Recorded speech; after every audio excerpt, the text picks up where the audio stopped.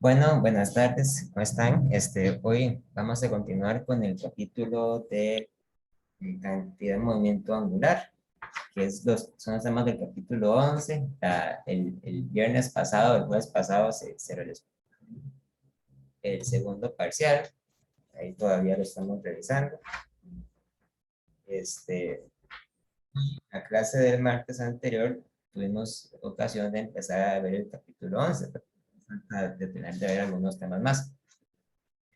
Pues vamos a ver primero la cantidad de movimiento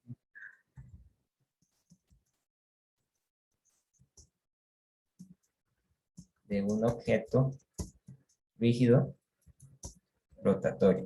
Cuando dice rotatorio, ¿verdad? Quiere decir que es un objeto que gira alrededor de un punto sobre sí mismo. Como por ejemplo, nuestro planeta es una esfera que gira alrededor de sí misma todos los días y por lo tanto se puede considerar como un objeto rígido rotatorio. Cuando nosotros estudiamos los objetos rígidos rotatorios, hay que imaginarnos que el objeto, en principio, podría tener, ¿verdad? Cualquier forma que se nos pueda ocurrir. Puede ser un objeto regular, como una esfera, o un disco, ¿verdad? O un cuadrado, pero también puede ser un objeto con cualquier figura que podamos pensar. Siempre que tenemos un objeto que gira sobre sí mismo, sobre un eje, hay que dibujar precisamente cuál es el eje de rotación. El eje de rotación va a ser la línea alrededor de la cual el objeto va a girar. Casi siempre ese eje coincide con el eje Z, aunque no necesariamente está restringido a ser el eje Z. Entonces, ese eje de rotación también es importante destacarlo, podría ser o podría también no ser lo mismo que el punto del centro de masa. ¿Verdad? El centro de masas en teoría podría estar en otro lugar, podría estar acá. Pero entonces, nosotros nos podemos preguntar cuál es entonces la cantidad de movimiento angular en torno a ese eje.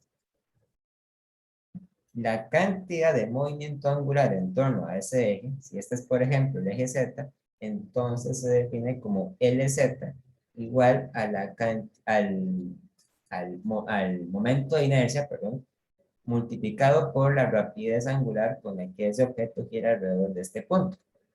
Entonces, el momento de inercia I, es muy importante, I es el momento de inercia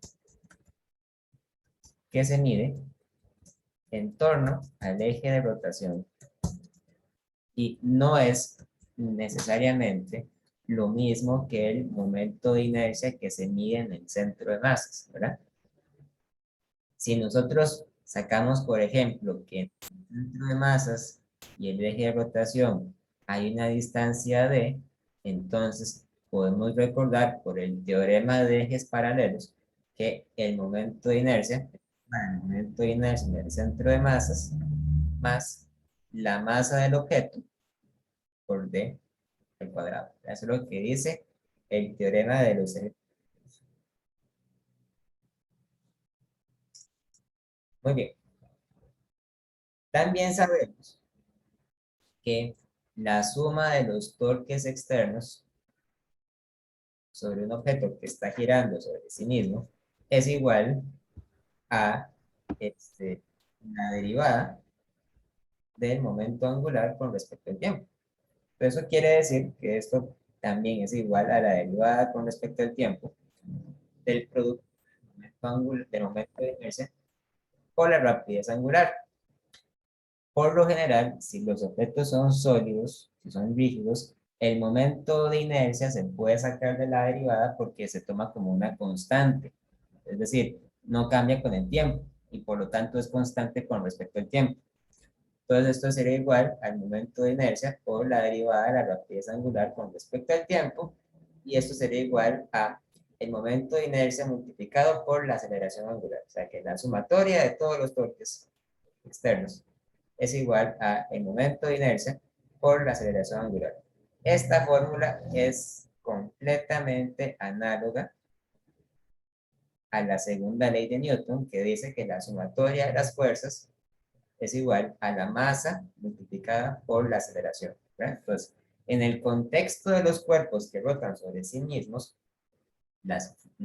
los torques desempeñan un papel semejante a las fuerzas.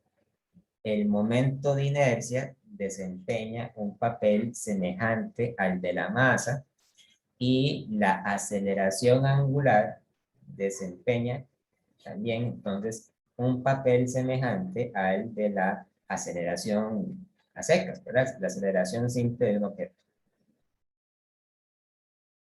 Muy bien, vamos a hacer unos ejemplos de esto, nada más para que nos queden bien claros, ¿verdad? Cómo calcular los momentos angulares, pero cómo calcular las cantidades de momento angular. Voy a mandar al chat entonces una foto de lo que estoy haciendo.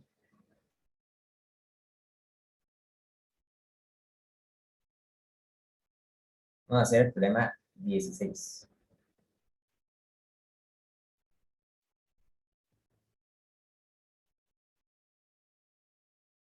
El problema 16 del capítulo 11 se encuentra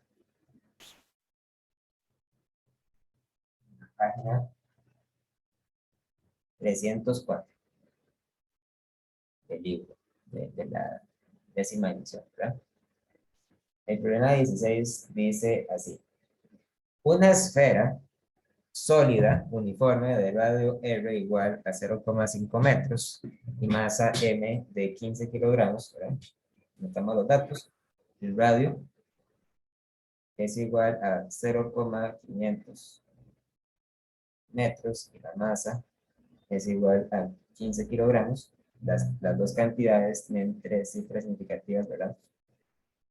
Gira contra las manecillas del reloj respecto a un eje vertical a través de su centro. Encuentre su vector de cantidad de movimiento angular cuando su rapidez angular es de 3 radianes por segundo.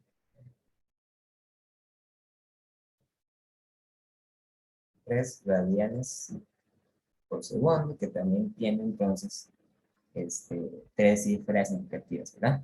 Y ahí son muy específicos, nos piden que encontremos el vector. Entonces, hay que hacer caso, hay que calcular entonces la magnitud y también hay que determinar la dirección. Entonces, vamos a hacer un problema donde yo tengo un sistema de coordenadas tridimensional. Voy a hacer el eje X, Y el eje Z.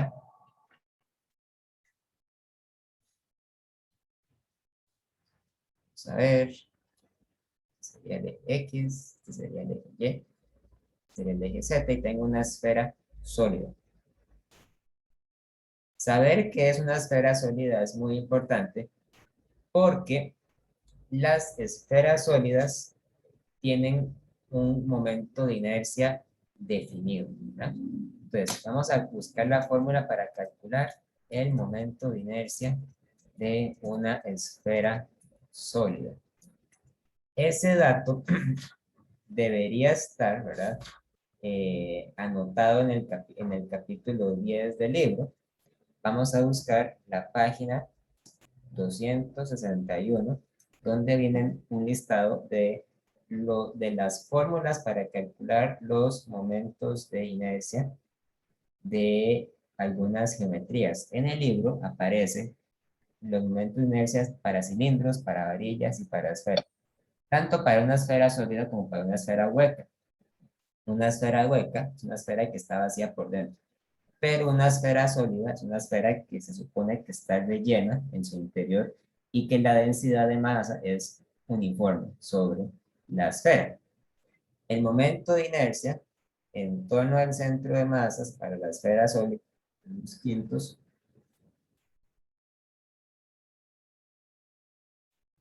de la masa de la esfera por el radio de la esfera al cuadrado. De hecho, en el libro ponen R mayúscula, pero nosotros aquí tenemos una R minúscula, así que esto es R mayúscula. ¿Okay? 2/5 de la masa por R al cuadrado. Nos dicen que esa esfera está girando en la dirección opuesta a las manecillas del reloj con respecto a un eje vertical. Entonces, girar en torno al eje Z en contra de las manecillas del reloj sería que la esfera fuera en esta dirección. O sea, dibujar con unas flechitas de color azul la dirección de rotación de la esfera, ¿verdad? Viene en esta dirección, porque está girando, ¿verdad? En contra de las agujas del reloj. Entonces, cuando yo quiero determinar la dirección de ese vector, yo tendría que tomar en cuenta que la cantidad de movimiento angular vectorial es igual al momento de inercia multiplicado por el vector de rapidez angular. Entonces, ¿cuál será entonces la regla para determinar la dirección de la rapidez de un objeto que está girando si la rapidez angular va en círculos, ¿verdad? Es una pregunta que uno se puede hacer. Bueno, para hacer eso, podemos recurrir a una forma alternativa de la regla de la mano derecha. Entonces, para eso les voy a pedir que por un momento me pongan atención y vean lo que voy a hacer, porque voy a hacer una aplicación de la regla de la mano derecha. Ok, entonces, lo que vamos a hacer es que vamos a agarrar la mano derecha, ¿verdad? Vamos a abrirla bien grande, con los 4 dedos grandes en dirección de 90 grados con el dedo pulgar. Entonces, los 4 dedos grandes de la mano van a girar en la misma dirección que está girando la bolita. Si la bolita está girando en la dirección opuesta a las agujas del reloj, eso quiere decir que la mano derecha va a girar en este sentido, ¿verdad? Ustedes lo pueden hacer ahí mismo, abren la mano, ¿verdad? Y con los 4 dedos grandes giran en sentido opuesto a las agujas del reloj. Entonces, cuando ustedes hacen este movimiento, el dedo pulgar queda apuntando para arriba. El dedo pulgar apunta entonces hacia la dirección del vector de velocidad angular. Entonces, esto es una forma distinta de aplicar la regla de la mano derecha. Hasta el día de hoy hemos aplicado la regla de la mano derecha solamente a problemas donde hemos calculado productos cruz o productos vectoriales, pero para este tema estamos aplicando la regla de la mano derecha para algo diferente. Estamos aplicando la regla de la mano derecha para determinar la dirección del vector de velocidad angular. Si la bola gira así, el vector va para arriba. Y si la bola gira así, el vector va para abajo. Como está girando en la dirección opuesta a las agujas del reloj, entonces el vector va para arriba. ¿Ok? Entonces vamos a devolvernos al dibujo de la pizarra.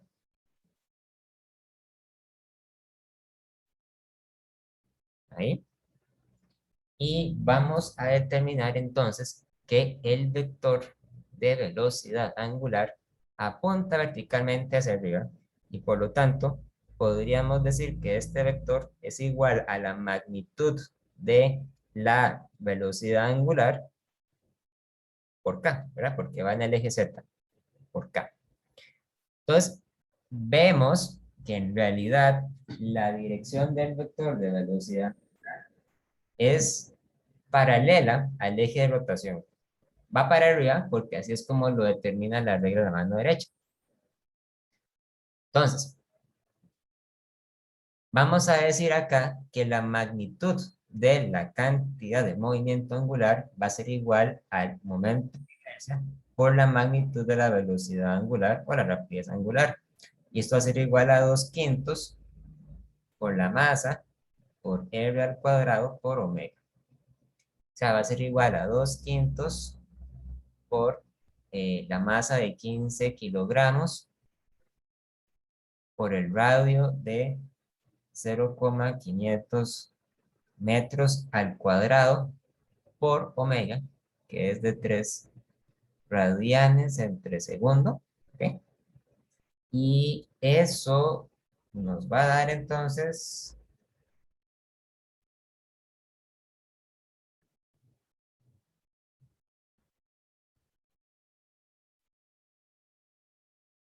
4,50 kilogramos por metro al cuadrado entre segundo. Así, podemos dar como respuesta final que el vector de cantidad de movimiento angular es 4,50 kilogramos por metro al cuadrado entre segundo en K, ¿verdad? Porque va para arriba. Y con eso contestamos la pregunta. Vamos a ver, hasta aquí. ¿Alguna duda, alguna pregunta con esto? Sí, ¿me escucha? ¿Sí? Sí. Sí. Ok, ahora tenemos dos formas de calcular el movimiento, la cantidad de movimiento angular, el producto cruz del radio y el movimiento, cantidad de movimiento, creo que era, ¿verdad? La clase pasada, ¿verdad? Y ahora es, Ok, sí, pero esta fórmula es ajá, válida cuando se trata de una partícula puntual. O sea, cuando es una partícula que no tiene tamaño, pues solo es un punto.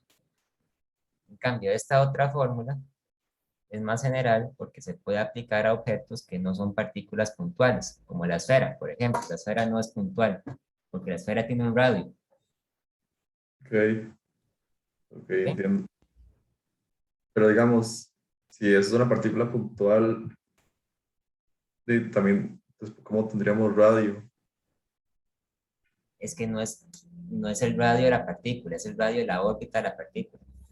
Ah, ok, ok, ok, cierto. Ok, gracias. Bueno, muy bien.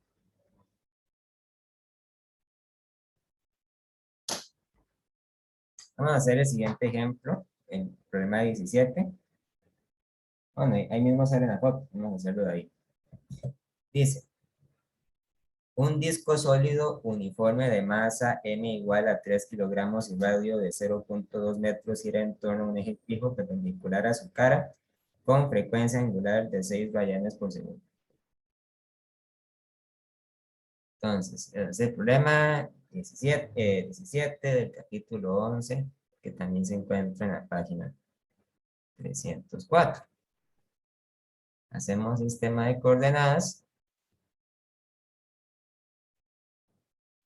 X, Y y Z, pero ahora es un disco, ¿verdad? Un disco plano. Vamos a dibujarlo de esta manera, que parezca un disco.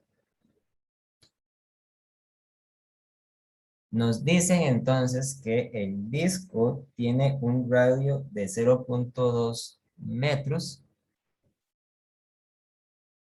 llamémoslo R mayúscula, para recordarnos que es el radio del disco, 0,2 metros. Tiene una masa M de 3 kilogramos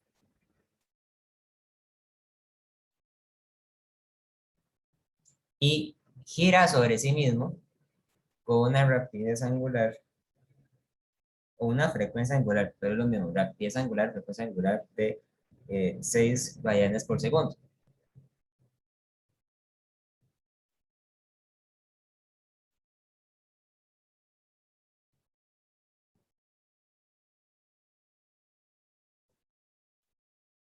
Calcule la magnitud de la cantidad de movimiento angular del disco cuando el eje de rotación pasa a través del centro de masa. Esa es la parte A. Entonces, la magnitud de la cantidad de movimiento angular cuando pasa por el centro de masas es igual al momento de inercia del centro de masas por la rapidez angular con la que gira en torno al centro de masas. La fórmula para la cantidad perdón, para la cantidad para el momento de inercia, perdón, del centro de masas, se encuentra en el capítulo 10, en la página 261, como ya les dije. Ahora, un disco sólido o plano, ¿verdad? Es un objeto que se describe con un momento de inercia en torno al centro de masas que es igual a un medio por la masa por el radio a la 2. Ustedes pueden demostrar esto calculando el momento de inercia, como vimos en la semana anterior, o pueden simplemente buscar este resultado en la tabla del libro. Ahí dice que para un disco o para un cilindro sólido, el momento de inercia es igual a 1/2 por la masa por el radio al cuadrado, cuando está girando en torno a su centro de masa, y el centro de masas para el disco se encuentra en el centro geométrico del disco, porque estamos suponiendo que la masa del disco se encuentra uniformemente distribuida.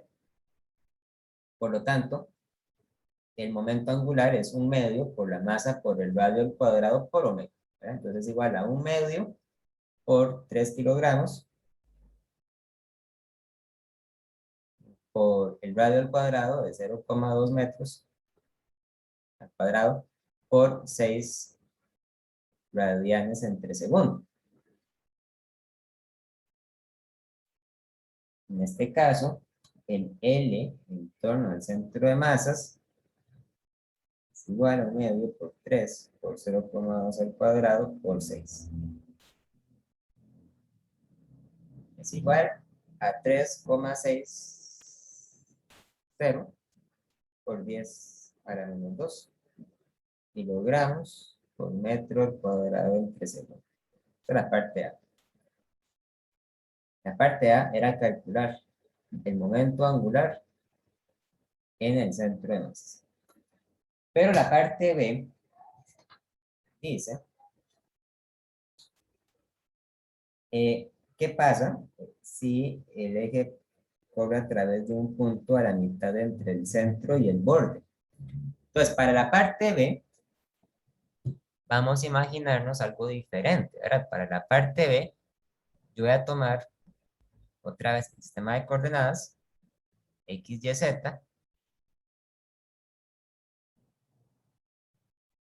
y voy a tomar el disco, pero el disco ya no va a estar centrado en el centro geométrico, sino que va a estar en un punto distinto. Entonces, el centro de masas va a estar en el centro del disco, pero el eje de rotación va a estar, como dice la pregunta, a una distancia de medio radio del centro. Pues podemos decir que la distancia que se corre es igual a R medios. Entonces, por lo tanto, el disco va a girar en torno a este eje, pero el eje no está en el centro del disco. Es como un péndulo, ¿verdad? Casi como un péndulo. O sea, es un giro que no es regular. Bueno, sí es regular. Lo que no es regular es la rotación de las partes del disco, pero la rapidez angular sí es constante. Asumimos que la rapidez angular sigue siendo de 6 radianes entre segundo. Lo que cambia acá es el momento de inercia. Ahora el momento de inercia no es exactamente igual que el momento de inercia del centro de masas. Más bien habría que aplicar el teorema de ejes paralelos. El momento de inercia va a ser igual a la suma del momento de inercia en el centro de masas más la masa del disco por d al cuadrado. Aplicando el teorema de ejes paralelos, entonces nos queda que el nuevo momento de inercia es igual a 1/2 por la masa por el radio a la 2 más la masa por d al cuadrado. Pero d es r medios, ¿verdad? R medios al cuadrado. Entonces, el momento de inercia es igual a 1/2 por la masa por el radio a la 2 más, aquí sería entonces 1/4, ¿verdad? 1/4 de la masa por el radio a la 2, y sería igual entonces a 1/2 más 1/4, son 3/4 de la masa por el radio a la 2. Pues esta es la nueva fórmula para calcular el momento de inercia. 3/4 de la masa por el radio a la 2. Como pueden ver, cuando el disco está girando en torno a un punto que no es el centro de masas, eso aumenta el valor del momento de inercia, porque según el teorema de ejes paralelos, el momento de inercia solamente puede aumentar conforme nos alejamos del centro de masas. Entonces, sea como sea, la nueva cantidad de movimiento angular sería I por omega, y ahora sería entonces 3/4 de m por r al cuadrado por omega. Entonces, L sería 3/4 por 3 kilogramos por 0,200 metros a la 2 por 6 radianes entre segundo. Y entonces L es igual a, vamos a ver, ¿cuánto da? 0,54 gramos por metro al cuadrado entre segundo. Da más grande, ¿verdad? Da más grande porque se supone que está aumentando el valor de momento de inercia. ¿Ok? ¿Alguna duda hasta acá? ¿Alguna pregunta? Profe, yo cómo sé, cómo tengo que colocar la figura en el eje de referencia X, Y, Z. Digamos, porque, por ejemplo, usted la esfera la colocó, digamos, este disco lo colocó acostado. ¿Cómo sabría yo cómo tengo que colocar la figura? No, eso es arbitrario, ¿verdad? O sea, lo que dice la pregunta es que el disco está girando en torno a un eje que pasa por el centro. Si yo quisiera, si a mí me diera la gana, yo podría decir que esto no es el eje Z. Podría decir que este es el eje Y. Y en cambio podría decir que este es el eje Z. No es importante, ¿verdad? Realmente. Lo que sí es importante, digamos, es eh, fijarse en qué lugar pasa el eje que yo decido que es el vertical. O sea, yo decido que el eje vertical va a ser el eje Z, ¿verdad? Entonces, como yo lo decido, tengo que fijarme en la pregunta. La pregunta dice que en la parte A, el disco está girando en torno a un eje que pasa por el centro. Por lo tanto, el eje Z va a estar centrado en el centro del disco. Pero en la parte B, dice que el disco va a girar en torno a un eje vertical, pero que ese eje no va a estar en el centro del disco, sino que va a estar a una distancia de R medios con respecto al centro del disco, a medio radio de distancia. Entonces, el eje Z va a tener que estar acá, pero eso solamente es porque yo decidí arbitrariamente que el eje Z es el eje que va a ser vertical. Yo tengo libertad de escoger cuál eje es. Inclusive podría decir que es el eje X, pero eso no es importante, ¿verdad? Lo que es importante es en, cómo posiciona el eje con respecto al centro del disco, que es la información que sí me da la pregunta. ¿Ok? Listo, profe, gracias. Ok. Profe, una consulta de teoría. ¿Sí? El momento de inercia siempre es el mínimo posible en el centro de masa, ¿o no sucede? Siempre es el mínimo posible en el centro de masa, sí. El más pequeño. Y en cualquier lugar es más grande. ¿Ok?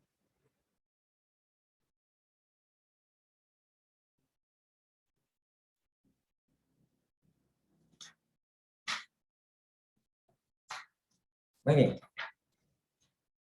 bien. Vamos con la sección 11.3.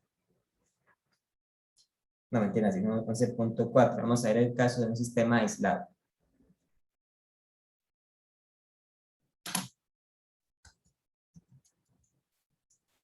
Un sistema aislado es un sistema, ¿verdad? Es un sistema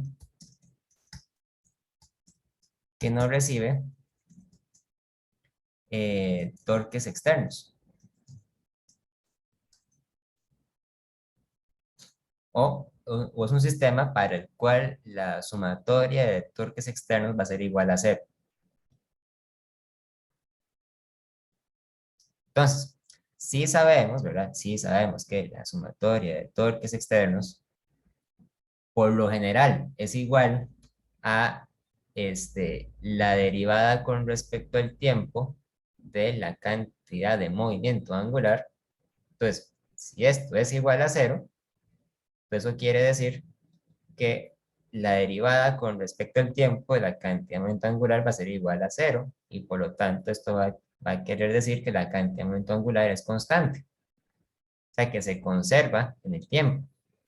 Ahora, esto en un problema de física, ¿verdad? Se traduce en que yo puedo afirmar que la cantidad de movimiento angular inicial es igual a la cantidad de movimiento angular final cuando, ¿verdad? Cuando el sistema está aislado, que es algo muy semejante a lo que ocurría cuando yo estaba estudiando colisiones o choques entre partículas. ¿Se acuerdan que yo decía que en un choque se conserva la cantidad de movimiento P? Bueno, ahora yo puedo afirmar que cuando un objeto está girando y no recibe ningún torque externo, entonces se conserva la cantidad de movimiento angular. Tomando en cuenta el hecho también de que la cantidad de momento angular es igual a el momento de inercia por la rapidez angular, entonces esta ecuación se puede escribir de manera más conveniente de esta forma. Puedo decir que el momento de inercia inicial por la rapidez angular inicial es igual a el momento de inercia final multiplicado por la rapidez angular final para sistemas aislados, ¿verdad?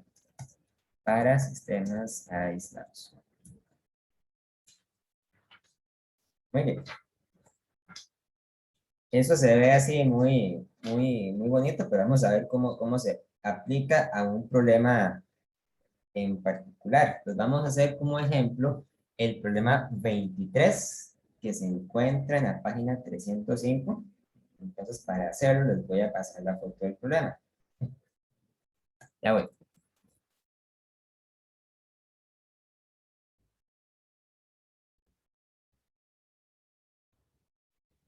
El problema 23 del capítulo 11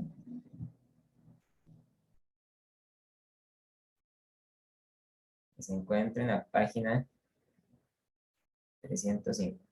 Ahí a la par, ¿verdad? Dice, una mujer de 60 kilogramos está de pie en el borde de oeste de una tornamesa horizontal que tiene un momento de inercia de 500 kilogramos por metro al cuadrado y un radio de 2 metros. Okay.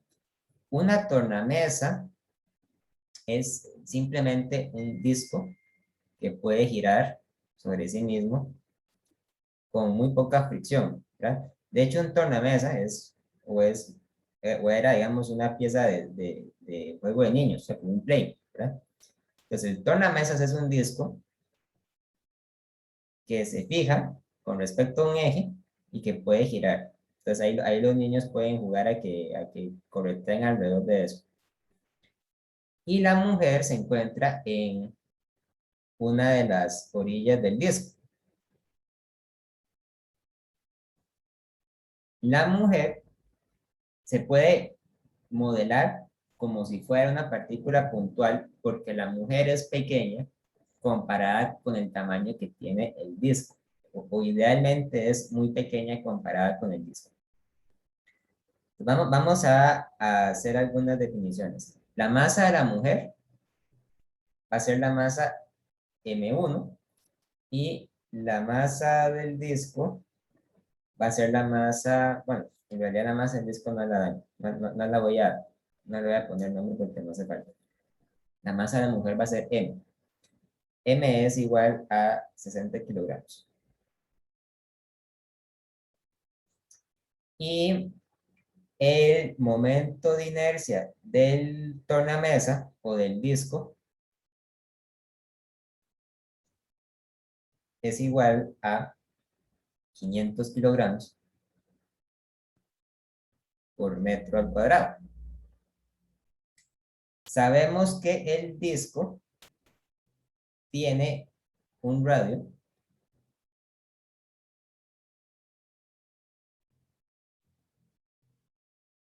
R. El radio R es igual a 2 metros.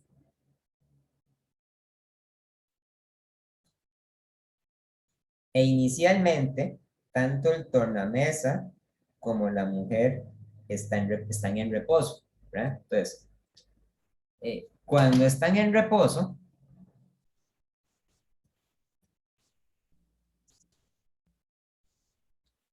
vamos a calcular el momento angular de todo el sistema.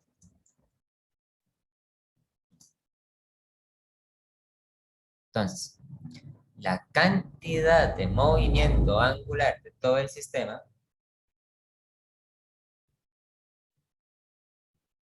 va a ser igual al momento angular del disco más la cantidad de movimiento angular de la mujer.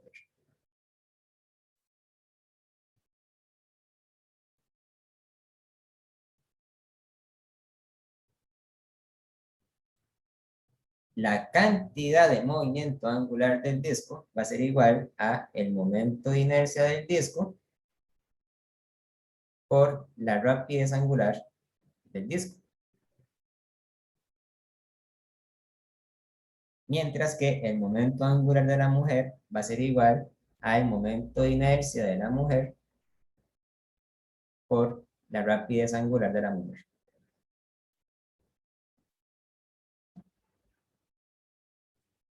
Yo ya sé el momento de inercia del disco porque es un dato que me da el problema numéricamente. Yo sé que es igual a 500 kilogramos por metro al cuadrado. Ahora, lo que yo no sé es cuál es el momento de inercia de la mujer. Pero lo puedo calcular, porque yo puedo partir de la suposición de que la mujer es muy pequeña comparada con el disco. Entonces, yo podría suponer que el momento de inercia de la mujer se puede calcular como si la mujer fuera una partícula puntual. Es decir, sería simplemente multiplicar la masa de la mujer por el cuadrado de la distancia que separa el eje del disco de la posición de la mujer, o sea, multiplicada por r al cuadrado. Entonces, de esa forma, yo tengo que el momento angular del sistema es igual al momento de inercia del disco por la rapidez angular del disco más la masa de la mujer por el radio del disco al cuadrado multiplicado por la rapidez angular de la mujer. Pero bueno, realmente todo esto que estoy haciendo es algo bastante simple porque yo sé que cuando están en reposo, tanto la rapidez angular del disco como la de la mujer son iguales a cero. Entonces, cuando están en reposo, el momento angular de todo el sistema va a ser exactamente igual a cero. Es algo muy parecido a lo que ocurre cuando yo tengo un sistema de dos partículas que están inicialmente en reposo y por lo tanto yo puedo argumentar que que la cantidad de movimiento de todo el sistema tiene que ser igual a cero, porque inicialmente no se está moviendo. Pero la pregunta dice después, dice que después la mujer comienza a caminar alrededor del borde en sentido de las manecillas del reloj visto desde arriba del sistema, con una rapidez constante de 1.50 metros por segundo en relación con la Tierra. Entonces, en algún momento dado, la mujer va a empezar a caminar hacia esta dirección, ¿verdad? Porque lo que dice la pregunta es que la mujer va a caminar en el mismo sentido que las agujas del reloj visto desde arriba. La mujer va a caminar con una rapidez de 1.50 metros por segundo. Yo sé a partir de esas unidades que ese dato es una rapidez tangencial. Ese es 1,50 metros entre segundo. ¿Ok? Ahora, la idea de todo esto es que cuando la mujer empieza a caminar hacia adelante, el disco va a retroceder para permitir que todo el sistema conserve la cantidad de movimiento angular constante igual a cero.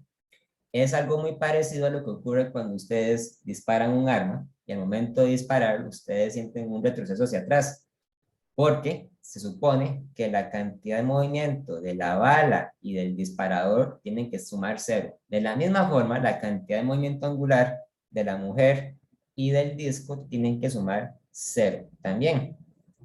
Entonces, vamos a considerar ahora lo que ocurre después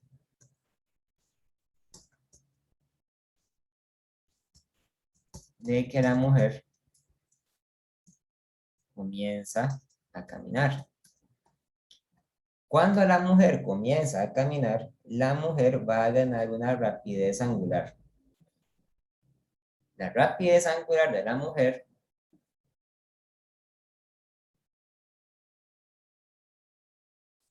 va a ser igual a la rapidez tangencial de la mujer dividido entre el radio de la trayectoria de la mujer, que coincide en este caso con el radio del disco, ¿verdad? ¿Ven por qué? Porque estamos convirtiendo rapidez tangencial en rapidez angular. Esto es igual a 1,50 metros entre segundo dividido entre el radio de 2 metros. Entonces esto es igual a 0,750 radianes entre segundo. Inclusive vean que cuando hago este cálculo yo cancelo unidades de metro, ¿verdad? Este metro se va con este metro. Me queda el segundo y yo pongo el radián porque el radián no es realmente una unidad de medida física, es una unidad de medida matemática para medir ángulos. También yo tengo que recordar que la rapidez angular es un vector. Cuando la mujer está caminando en el sentido opuesto a las manecillas del reloj, yo puedo aplicar la regla de la mano derecha para determinar hacia qué dirección apunta el vector de velocidad angular. Y de hecho, ustedes pueden comprobar, utilizando la regla de mano derecha, que cuando la mujer camina en esa dirección, entonces el vector de velocidad angular, ¿verdad? Con la mano derecha ustedes hacen este movimiento y con el pulgar apuntan hacia abajo. Eso quiere decir que el vector de velocidad angular tiene que apuntar verticalmente hacia abajo. Entonces, la rapidez angular de la mujer va a ser menos 0,750 radianes entre segundo en K.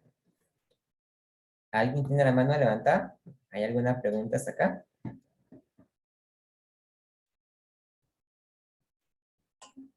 No, profe, creo que era culpa mía, pero es que me olvidó bajar. Ok, ok. Bien.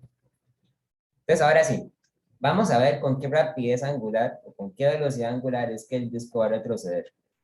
Entonces, para eso vamos a notar que el L del sistema tiene que ser igual a 0, porque era igual a 0 antes de que la mujer empezara a caminar. El hecho de que la mujer empiece a caminar no implica un cambio en la cantidad de movimiento angular, porque el sistema que está compuesto por la mujer y por el disco no recibe ningún torque externo, ¿verdad? La fuerza que haga la mujer para caminar no se considera un torque externo o una fuerza externa, se considera una fuerza interna. Entonces, como no hay fuerzas externas, solo internas, eso quiere decir que la suma de torques externos tiene que ser igual a 0 y por lo tanto el momento angular se debe conservar. Entonces, lo que esto quiere decir es que el momento de inercia el momento angular del disco, perdón, el momento de inercia del disco, es decir, el momento de inercia del disco por la rapidez angular del disco más el momento de inercia de la mujer por la rapidez angular de la mujer tienen que ser igual a 0. O mejor dicho, tomamos las velocidades angulares para que sea más preciso, ¿verdad? Para tomar en cuenta las direcciones. Entonces, yo puedo agarrar esta fórmula y utilizarla para despejar la velocidad angular del disco,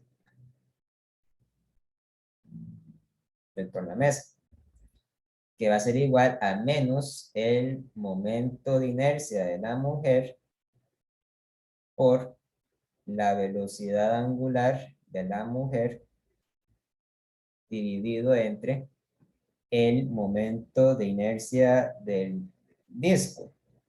Y llegados a este punto, yo tengo ya todos los datos para poder calcular cada una de estas cantidades. Haciendo un paréntesis, recordemos que el momento de inercia de la mujer, habíamos dicho que era masa por radio a la 2 de la mujer. Entonces sería 60 kilogramos por el radio de 2 metros a la 2. Eso es igual a 240 kilogramos por metro al cuadrado. Entonces, esto quiere decir que el vector de velocidad angular del disco es igual a menos, pues el I de la mujer es 240 kilogramos por metro a la 2. Ponerlo ahí. Por el vector de velocidad angular de la mujer, que era de menos 0,750 radianes entre segundo en K,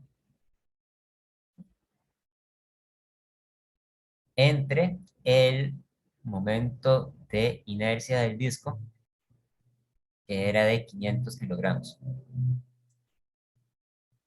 por metro al cuadrado.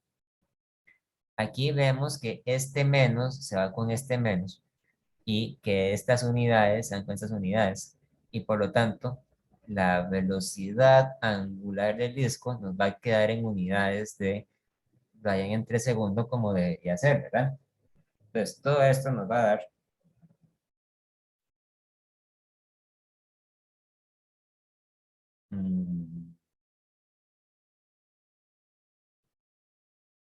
0,36 radianes entre segundo en K, ¿verdad?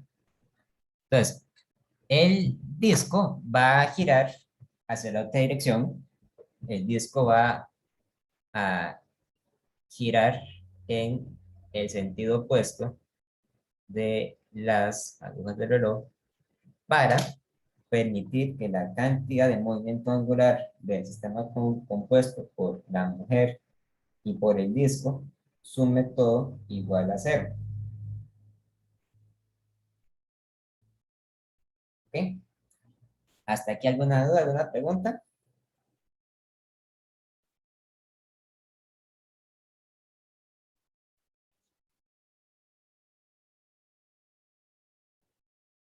No, profe, todo claro. Todo claro, ok. Aún no hemos terminado el problema. Hicimos,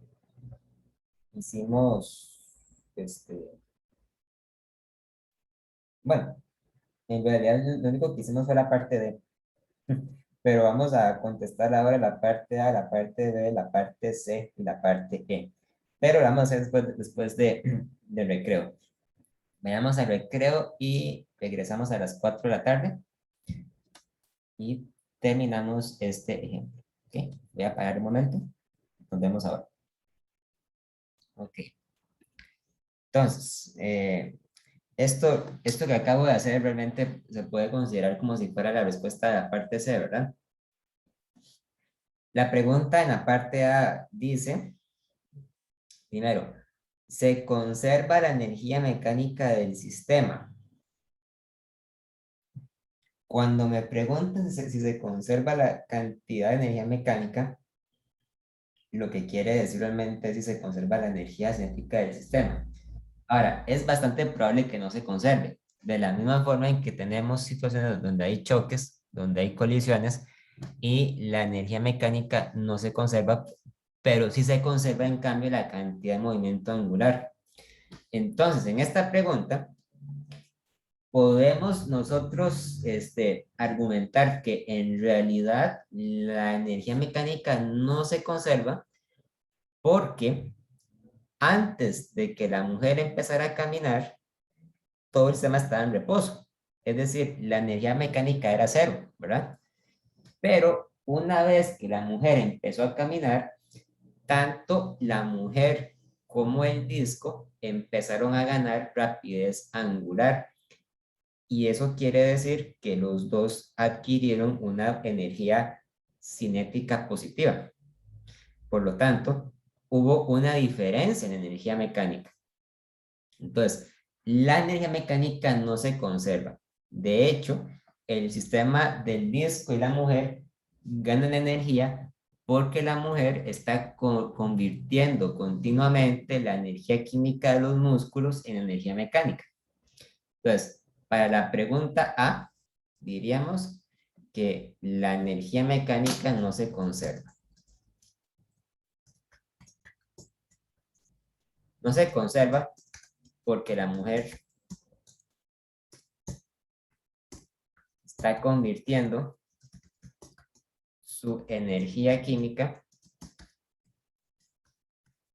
en energía cinética, ¿verdad?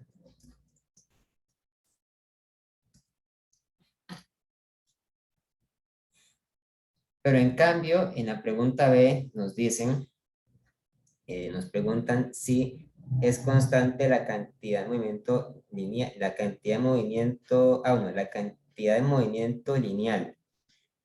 Ahí tendríamos que decir que sí, también se conserva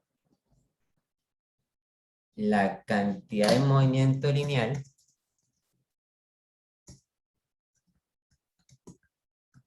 y de una vez decimos también y la cantidad de movimiento angular se debe conservar porque en ningún momento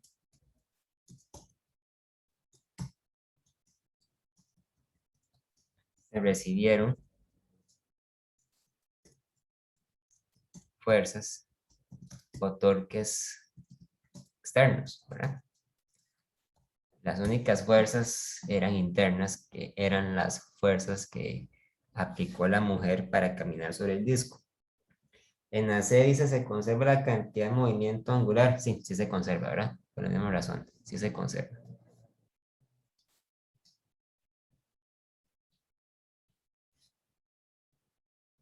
En la D, bueno, ya sabemos que la dirección con la que gira el disco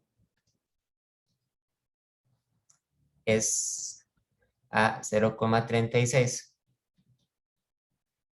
radianes entre segundo en K. Y en la E dice, ¿cuánta energía química convierte el cuerpo de la mujer en energía mecánica conforme la mujer se pone ella misma y al tornamesa en movimiento? Bueno, para saber eso tenemos que calcular justamente cuánta energía gana el tornamesa y la mujer cuando caminan. Y la energía que ganan es energía rotacional. Vamos a poner aquí que la energía rotacional va a ser igual a la energía del disco o del tornamesa o de la tornamesa, dicen la tornamesa, más la energía cinética de la mujer. Como eso es un problema de movimiento rotacional, entonces hay que usar las fórmulas rotacionales. Entonces sería un medio por el momento de inercia del disco por la rapidez angular del disco al cuadrado más un medio por el momento de inercia de la mujer por la rapidez angular de la mujer al cuadrado. ¿Okay? Recuerden que esta era la fórmula para calcular las energías cinéticas rotacionales y entonces esto es igual a un medio. El momento de inercia del disco era de 500 kilogramos por metro al cuadrado. La rapidez angular era de 0,360 radianes entre segundo al cuadrado, más un medio por el momento de inercia de la mujer. El momento de inercia de la mujer es 240 kilogramos por metro al cuadrado. Y la rapidez angular de la mujer es de 0,750 radianes entre segundo a la 2. ahí realmente no es importante ponerle un negativo, porque al fin y al cabo, para calcular la energía rotacional, yo estoy elevándola al cuadrado. Entonces, las cantidades negativas, cuando las elevamos al cuadrado, se hacen positivas, ¿verdad? Y esto nos da entonces medio por 500 por 0,360 a la 2 más medio por 240 por 0,750 a la 2. Nos da 99,9 joules, ¿verdad? Esa es toda la energía que la mujer convierte en energía mecánica a partir del trabajo que ella hace con sus músculos al caminar. ¿Ok? Y con eso contestamos a la pregunta. ¿Hasta aquí hay alguna duda? ¿Queda claro?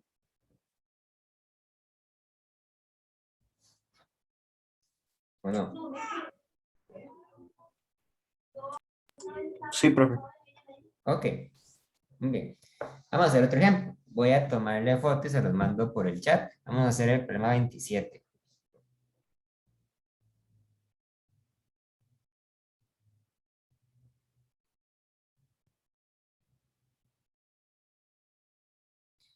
Es un problema que tiene un dibujo.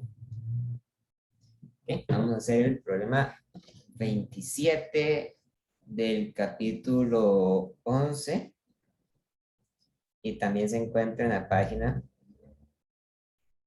305.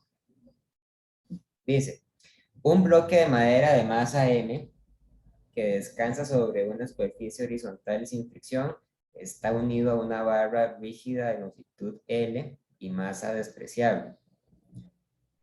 O sea, una mesa, ¿verdad? La barra se articula en el otro extremo. Una bala de masa M minúscula que viaja paralela a la superficie horizontal y perpendicular a la barra con rapidez v, golpea el bloque y queda incrustada en él. Pregunta: ¿cuál es la cantidad de movimiento angular del sistema bala-bloque respecto a un eje vertical a través del pivote? Pregunta B: ¿qué fracción de la energía cinética original se convierte en energía interna en el sistema durante la colisión? Muy bien. Vamos a empezar haciendo un dibujo. Vamos a hacer el dibujo de la mesa, visto desde arriba.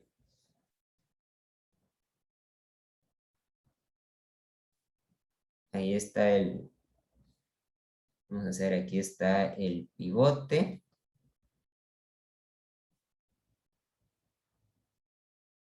Ahí está la barra. Ahí está el bloque. Y por ahí viene la bala.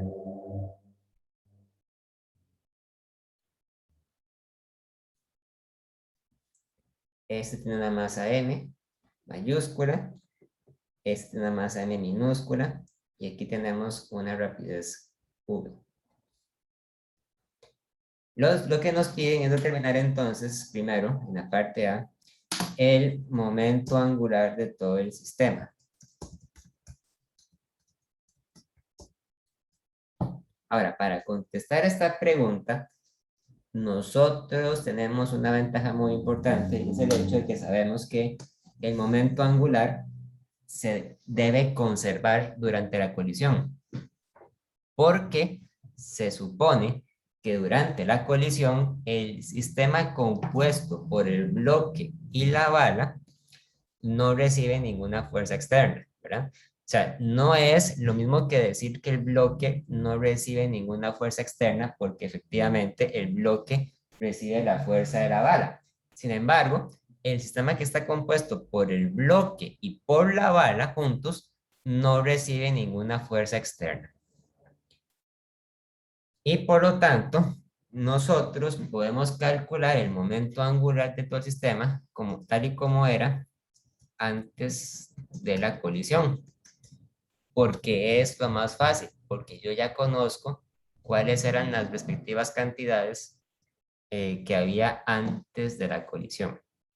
Recordando que, que la barra tiene un largo L, ¿verdad? Entonces yo podría decir que el sistema, que el momento angular total es igual al momento angular del bloque más el momento angular de la bala.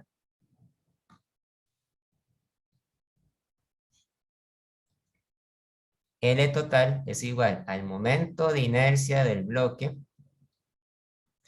por la rapidez angular del bloque más el momento de inercia de la bala por la rapidez angular de la bala. Donde yo tengo que especificar qué valor o qué forma tiene cada una de estas cantidades. El bloque, aunque es cuadrado, aunque es grande, el bloque se puede tratar como si fuera un sistema de una partícula puntual.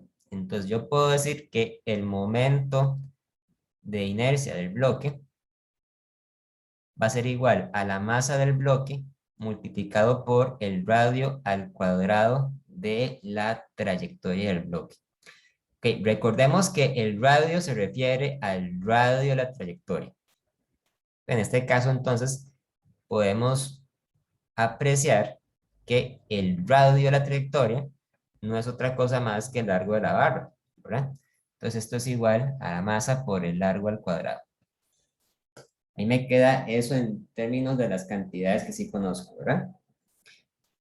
La rapidez angular inicial del bloque es igual a 0 porque el bloque estaba esperando en reposo a que llegara la bala a golpearlo, ¿verdad?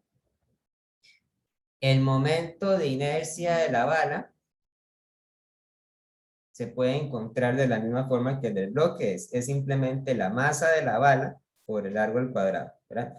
Vean que hay una diferencia entre el momento de inercia del bloque y el de la bala, y es que cada uno se calcula con su correspondiente masa. La masa del bloque se supone que es diferente de la masa de la bala.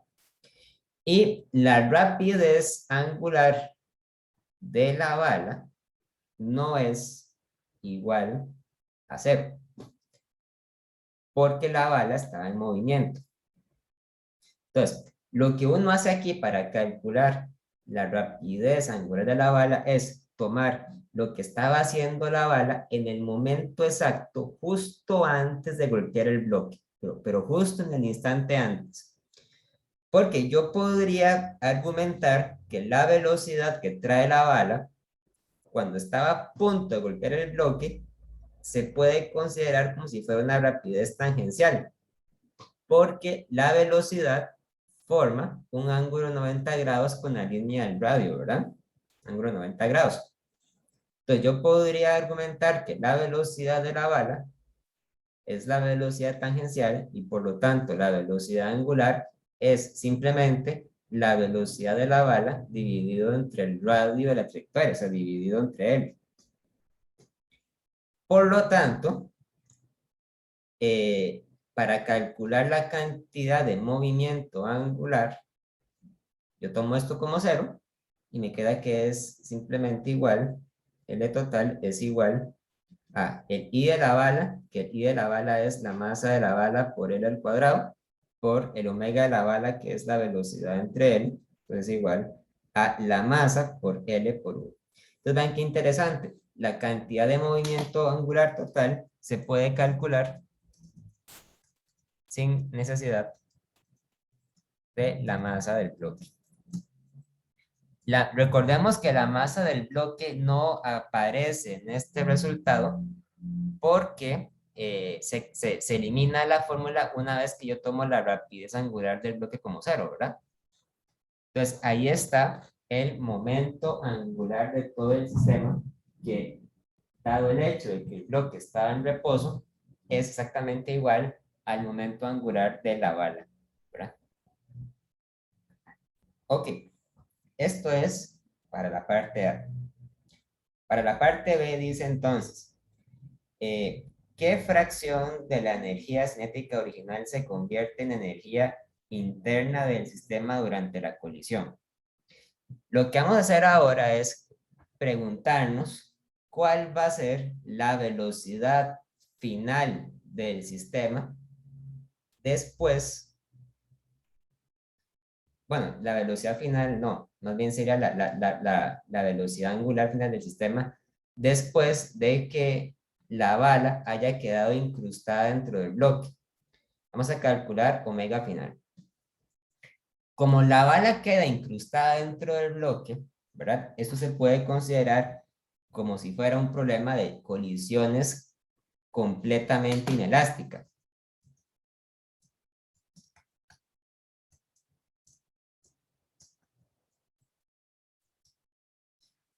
Es una colisión completamente inelástica y como tal, ¿verdad? Se entiende que el bloque adquiere la misma rapidez angular que la bala. El bloque adquiere la misma rapidez angular que la bala. Entonces, vamos a decir esto.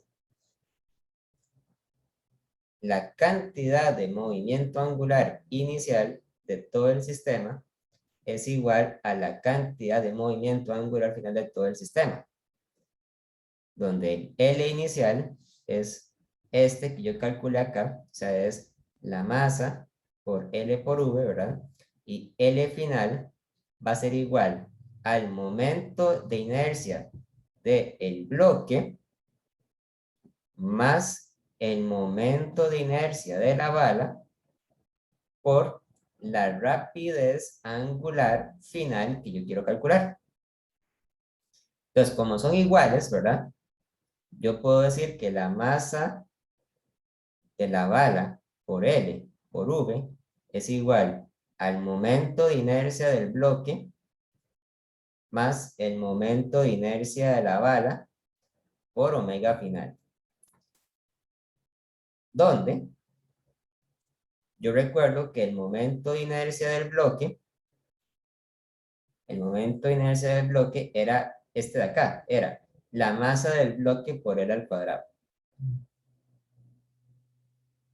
Y el momento de inercia de la bala era este de acá, era la masa de la bala por L al cuadrado.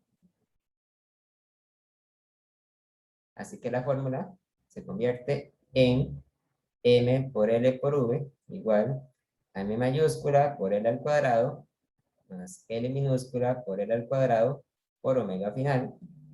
Esto se puede simplificar un poquito, puedo decir que m por L por V es igual a la suma de las masas por L al cuadrado por omega final, y yo puedo cancelar unas L's, ¿verdad? Y decir que al fin y al cabo, la rapidez angular final va a ser igual a la masa de la bala por la velocidad inicial de la bala dividido entre la suma de la masa del bloque más la masa de la bala. Entre L, ¿verdad? Entre L. Ok.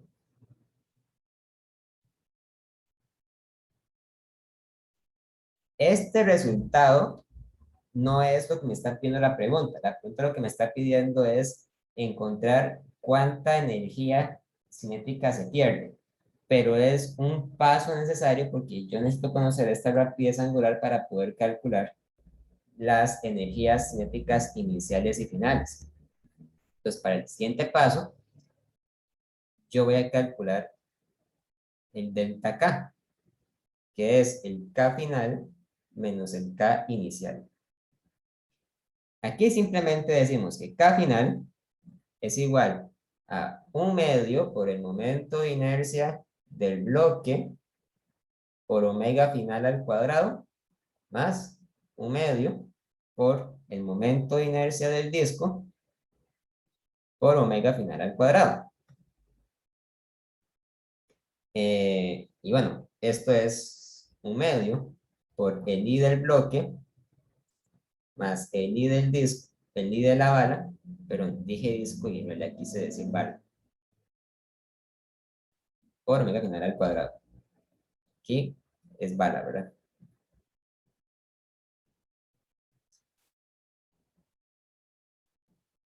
Un medio por el I del bloque, que era M mayúscula por L a la 2, más M minúscula por L a la 2, ¿verdad?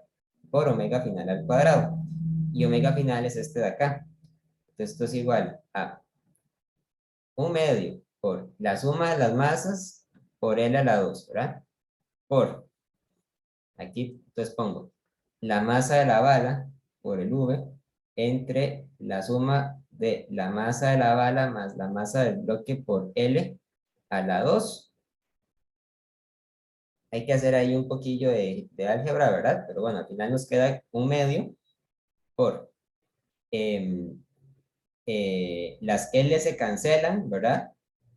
La suma de las masas de arriba se cancelan con las de abajo, aunque queda una abajo, entonces me queda la masa de la bala a la 2 por V a la 2 dividido entre la suma de las masas. Queda así. Eso sería el K final. Luego, para calcular el K inicial,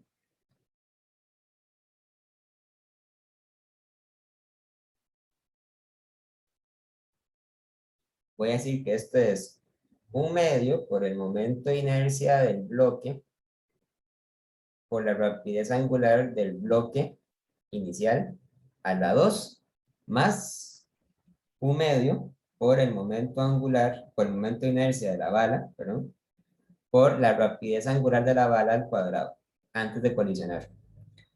Antes de colisionar, el bloque estaba en reposo y por lo tanto esto es igual a 0. Entonces es un medio. El I de la bala es M minúscula por L a la 2, ¿verdad? Y la rapidez angular de la bala era la V entre la L. Entonces, V al cuadrado entre L al cuadrado. Esto es un medio por la masa por V al cuadrado. Y de hecho, ustedes pueden ver que esto es necesariamente lo mismo que la energía cinética de la bala.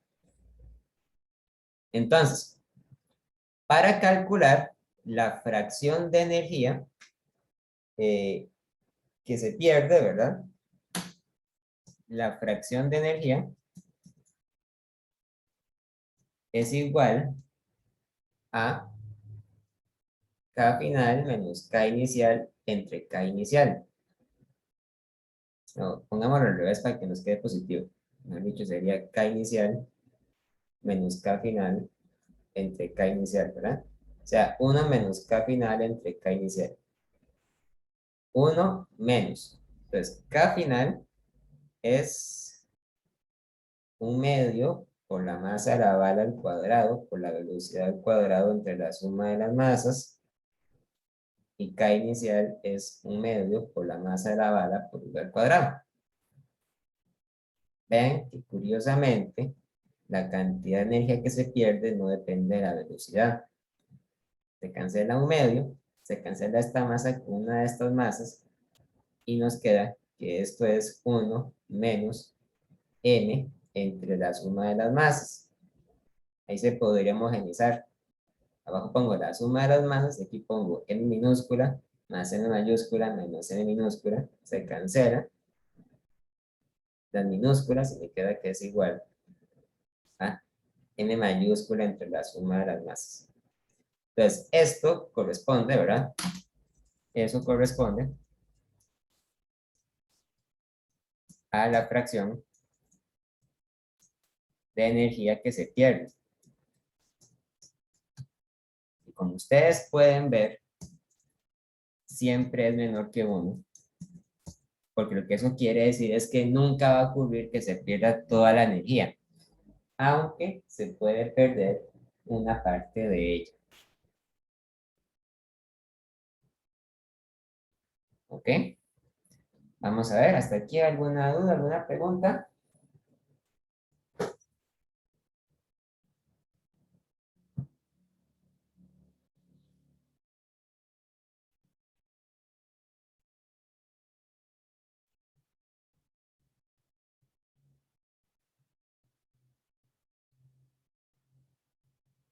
Sí, perfecto, claro. ¿Todo claro? Muy bien, perfecto. Bueno, si quieren, hagamos una cosa, dejémoslo hasta acá y el viernes hacemos más ejemplos.